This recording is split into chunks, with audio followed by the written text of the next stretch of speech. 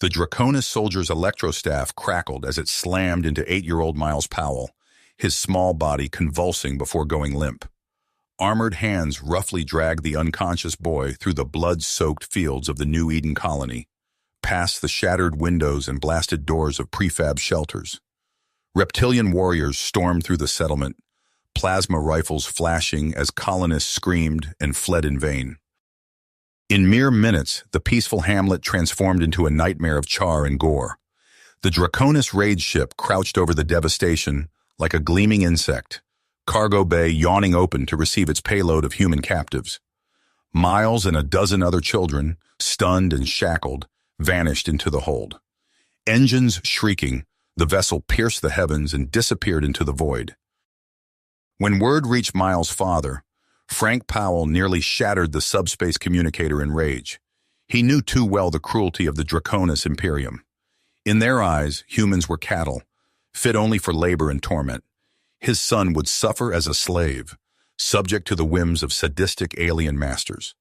But Frank and the people of Earth would not let this stand. The Earth Senate's ultimatum was met with contempt by Emperor Corax III. In a sneering transmission, the reptilian tyrant declared humanity a primitive species, unworthy of respect. The stolen children were now property of the Draconis, to use as they saw fit. Earth had no authority here. Humanity seethed with fury but could not risk a frontal assault on the vastly superior Draconis war machine. Stealth and cunning would be needed to bring their children home. As Earth's leaders schemed and ships mustered in secret, fathers like Frank could only pray their sons and daughters would survive long enough to be rescued. The Draconis would learn that humanity would pay any price, bear any burden, to protect its own. And if the worst happened, all the guns of Earth would rain fire and vengeance upon the Imperium. One way or another, the score would be settled. The galaxy would tremble before the wrathful might of man. In the heart of the Defense Force Command Center on Earth, a grim-faced Amara Langa stood before a wall of flickering view screens. Each one displayed the tear-streaked faces of parents, pleading for their stolen children. Amara's eyes burned with terrifying rage as she turned to face her hastily assembled team. "This is the mission we've trained for," she said, her voice as hard as steel. "The Draconis have crossed a line. They think they can steal our children without consequence. They're about to learn how wrong they are." Lieutenant Commander Jace Reeves nodded grimly, checking the charge on his plasma rifle. "We'll make them pay, Captain. We'll bring our kids home." Dr. Kira Solarin looked up from her datapad, her brow furrowed. "I've been analyzing the limited data we have on Horzala Prime. The planet is a fortress, with overlapping defense grids and battalions of Draconis troops. Infiltrating it won't be easy." "Nothing worth doing ever is," Amara replied. She turned to Traxus, the towering Gorkesh mercenary. "I assume you're ready to crack some Draconis skulls?"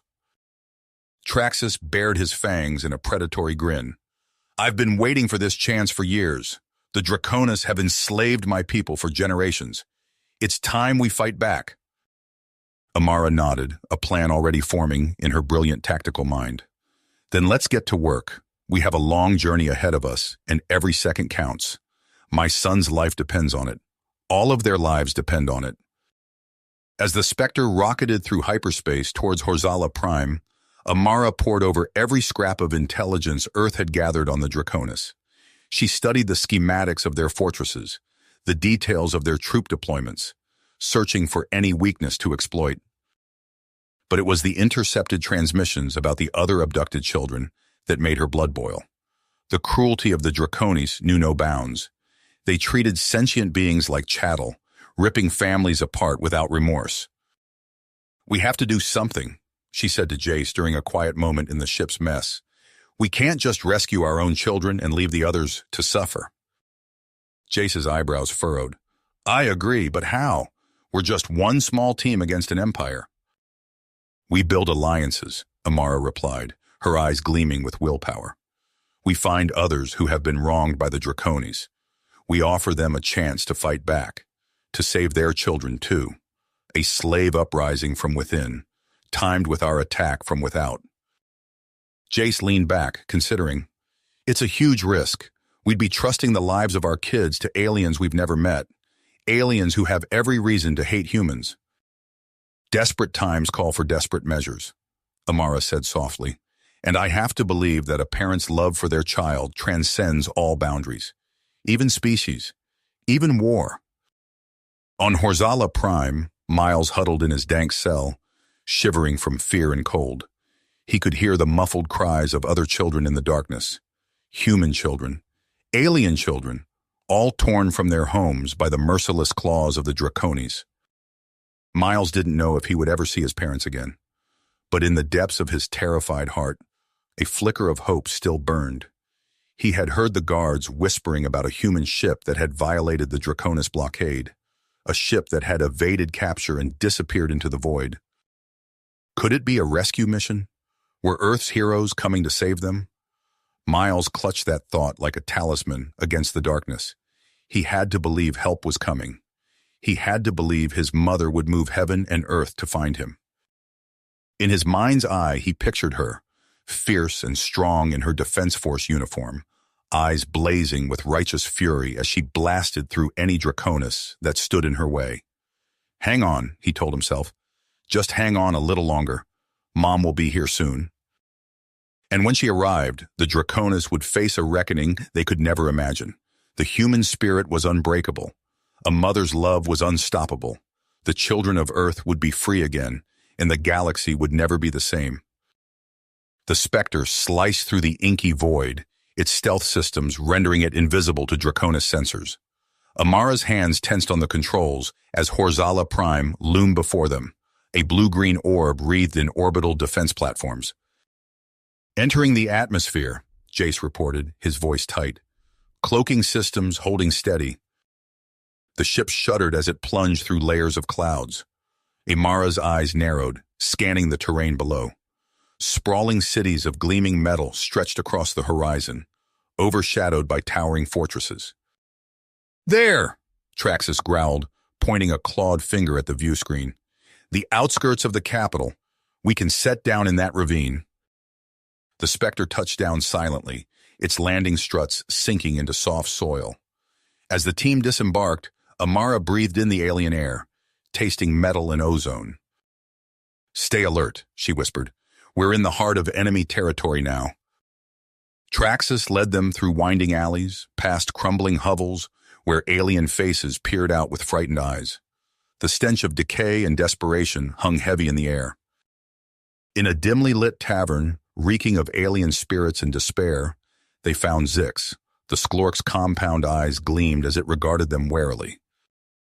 So, Zix chittered, mandibles clicking. The humans have finally come. Tell me, why should we trust you? Amara leaned forward, her voice low and intense. Because we have a common enemy and a common goal, freeing our children. Zix's antennae twitched. The Obsidian Citadel, that's where they're held, but it's impenetrable. Nothing's impenetrable, Jace said, a dangerous glint in his eye. Perhaps, Zix conceded, but our help comes with a price. We want more than just our children freed. We want to break the Draconis hold on our world, permanently. Amara exchanged glances with her team. The stakes had just been raised exponentially, but she saw no other choice. Agreed, she said. Now tell us everything you know about the Citadel. As Zix unfurled schematics on the grimy table, whispers began to spread through the tavern. Aliens of various species leaned in, hope kindling in their eyes for the first time in generations. In orbit, Admiral Joran Rao stood on the bridge of the EDF flagship, surveying his assembled fleet. Hundreds of warships hung in the void, engines burning with scarcely controlled power. All ships report ready, sir, his XO announced. Rao nodded grimly. Then let's give the Draconas a fight they'll never forget. On the surface, Amara led her team through fetid water, the ancient storm drain echoing with their careful footsteps. Ahead loomed the obsidian walls of the Citadel, impenetrable no longer. Suddenly, the sky erupted in fire. The Earth fleet had arrived. That's our cue, Amara said, readying her weapon. Let's go get our children. They emerged into chaos. Alarms wailed as Draconis troops scrambled to battle stations. In the confusion, Amara and her team slipped through the corridors, guided by Zix's intel. The cell block door loomed before them. Amara's heart pounded as she input the stolen access codes. With a hiss, the door slid open. "Mom!" Miles' voice cut through the din. Amara rushed forward, sweeping her son into her arms. Tears streamed down her face as she held him tight. "I've got you," she whispered. "I've got you." Around them, the revolution ignited. Slaves armed themselves with fallen Draconis weapons. The Gorkesh frigates descended, ready to evacuate the children to safety. As Amara led the rescued captives to the waiting ships, she paused to survey the unfolding battle. In the city below, the oppressed masses poured into the streets. In orbit, Earth's fleet clashed with Draconis warships in a titanic struggle. The fight for Horzala Prime had only just begun. The sky above blazed with the fury of dueling starships, Earth's fleet clashing with the Draconis armada in a titanic struggle that lit up the atmosphere. Amara's eyes darted upward as she led the rescued children toward the waiting Gorkesh frigates. A deafening explosion rocked the ground. Amara steadied Miles as they stumbled, then looked back to see a massive fireball rising from the city center. Zix's demolition teams had struck, crippling the Draconis' air defenses. "Go, go!" Amara shouted, urging the children up the frigate's ramps. As the last one boarded, she turned to Jace. "Get them to safety. I'm heading back in." Jace gripped her arm. "Be careful out there." She nodded grimly, then sprinted back toward the chaos of the city. All around her, the uprising spread like wildfire. Freed slaves of a dozen species poured from their quarters, wielding makeshift weapons and captured Draconis guns. The air filled with the sounds of battle, plasma bolts, explosions, and the roars of newly liberated warriors. Amara's comm crackled. "Captain, we've identified a primary command center." Kira's voice came through. "Sending coordinates now." "Roger that," Amara replied, checking her datapad. "I'm on my way." As she navigated the war-torn streets, a blur of motion caught her eye. A lithe, reptilian figure vaulted over a barricade, plasma rifle blazing. 3 Draconi soldiers fell in quick succession. "Impressive," Amara called out. The alien turned, revealing piercing yellow eyes and a scaled face. "I am Kalen," she hissed. "You are the human leader?" Amara nodded. "We're assaulting the command center. Care to join us?" Kalen's mouth curled into a predatory grin. "With pleasure." Together they fought their way through waves of Draconis troops. Kalen moved with fluid grace, her combat skills a lethal dance. They reached the command center, a squat, heavily fortified building, jam-packed with gun emplacements. "We need to take out those turrets," Amara said, eyeing the defenses. Kalen unclipped a spherical device from her belt. "Allow me." She lobbed the object with uncanny precision. It latched onto the nearest turret, pulsing with energy. Seconds later, the entire defense grid flickered and died. "EMP grenade," Kalen explained. "Now we strike." They stormed the building, joined by a squad of human marines and alien rebels. Inside, they found a hive of frantic activity as Draconis officers tried desperately to regain control of their crumbling defenses. Amara's team worked swiftly, disabling communications arrays and weapon systems. She accessed a central console, her fingers flying over alien controls. "Uploading the virus now," she announced. "This should knock out their remaining orbital defenses." Outside, the space battle raged on. Admiral Raoul's voice came through the comms, strained but determined. "Indomitable has taken heavy damage. We can't hold out much longer." Amara's mind focused as she worked furiously. "Just a few more seconds, Admiral. We're almost—" The console flashed green. Amara allowed herself a tight smile. "We're in. Draconis defense grid is offline. You're clear to engage, Admiral." Through the command center's viewport, she watched as Earth's fleet punched through the disabled orbital defenses. Draconis ships began to fall, one by one, under the humans' relentless assault. A thunderous explosion shook the building. Amara steadied herself against a console, then peered out to see a massive fireball blooming in the upper atmosphere. The Draconis flagship Purgator disintegrated under Admiral Raoul's guns. Cheers erupted from the Allied forces. The Draconis troops, seeing their leadership decapitated and their defenses neutralized, began to throw down their weapons in surrender. Amara's comm chirped. It was Traxus, his voice rough with exertion.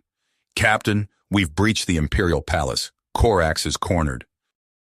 "On my way," Amara replied. She turned to Kalen. "Care to help topple an empire?"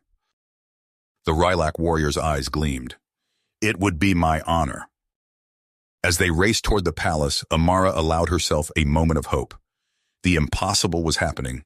The Draconis Empire was falling, and somewhere in this chaos, her son waited to be found. The true test, she knew, was yet to come, but for now, the stars themselves seemed to burn with the promise of freedom. Freedom. Amara sprinted through the chaos-filled streets, her heart pounding with renewed urgency. The acrid smell of smoke and plasma discharge filled her nostrils as she wove between pockets of celebrating rebels and surrendering Draconis troops. "Miles!" she called out, scanning the faces of every human child she passed. "Miles, where are you?" A high-pitched voice cut through the din. "Mom!" Amara whirled, her eyes locking onto a small figure pushing through the crowd. Miles barreled into her, nearly knocking her off her feet.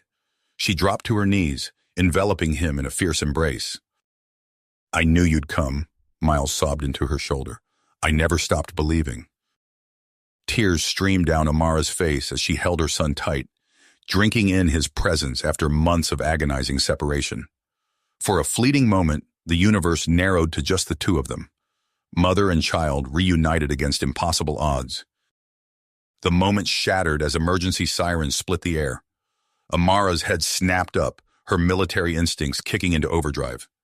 Kalen, the Rylak commando, limped towards them, clutching a bleeding wound on her scaled arm. "Captain," Kalen hissed, her yellow eyes wide with urgency, "we have a critical situation." Amara rose, keeping one arm protectively around Miles. "Report." "Emperor Corax activated a failsafe before his capture," Kalen said.